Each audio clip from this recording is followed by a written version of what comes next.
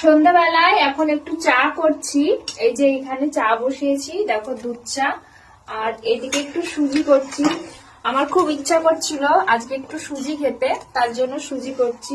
Actually আমি পায়েস বানাবো ভেবেছিলাম, যে আজকে সন্ধ্যাবেলা একটু পায়েস করব বাড়িতে, কিন্তু মানে গুড় দেখি শেষ হয়ে গেছে। মানে আমাদের গুড় ধরো ছিল, এবার খেজুরের গুড়টা দেখি শেষ হয়ে গেছে, যার জন্য পায়েসটা বানালাম না। কারণ খেজুরের গুড়ের পায়েস মানে খুব সুন্দর লাগে খেতে, আর এই শীতের সময় ভীষণ ভালো লাগে। এই জন্য ভাবলাম যে থাক, আর দুদিন যাক, গুড়টা হোক, তারপরে একদম মানে খেজুরের গুড় দিয়ে পায়েস তৈরি করব।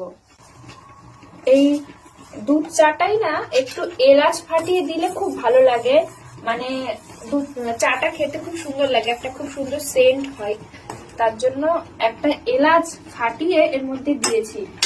আর আজ একটু দুধ চাটায় আদা দিয়েছি, কারণ লিকার চায়ে আদা দিয়ে ভালো লাগে খেতে। আমার খুব ইচ্ছা হচ্ছিল আজকে দুধ চায়ে আদা দিয়ে খেতে। দুধ চায়েও আদা দিয়ে ভালো লাগে, কিন্তু আমি খুব একটা খাই না, আজকে দিলাম। এইদিকে এবার চিনি দিয়ে দেবো সুজিটাই।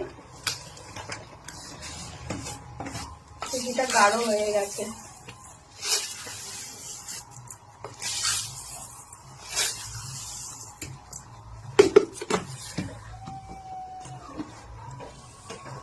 সুজি তো হতে বেশিক্ষণ টাইম লাগে না।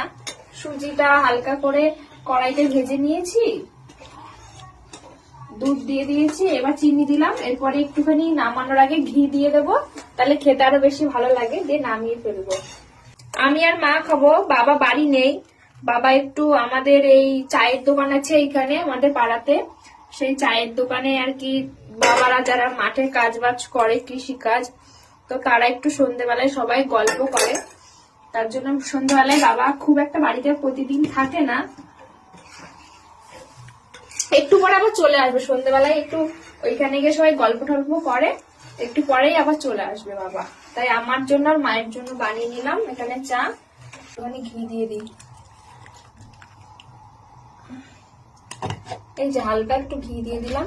ঘিটা দিলাম না, এই ঘিটার দারুণ সেন্ট, মানে এটা পুরো খাঁটি অরিজিনাল ঘি, মানে বাড়িতেই বানানো হয়।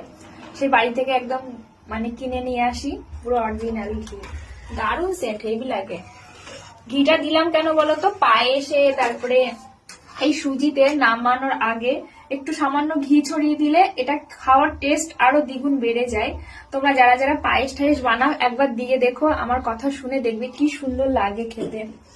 আমি তো বানাই। হয়ে গেছে, এখন সুজিটা বন্ধ করে দিলাম। আমার চা বন্ধুরা তোমাদের সাথে গল্প করতে করতে আজকে ঠান্ডাই হয়ে গেল। এখন সুজিটা ঢেকে রেখে দিই।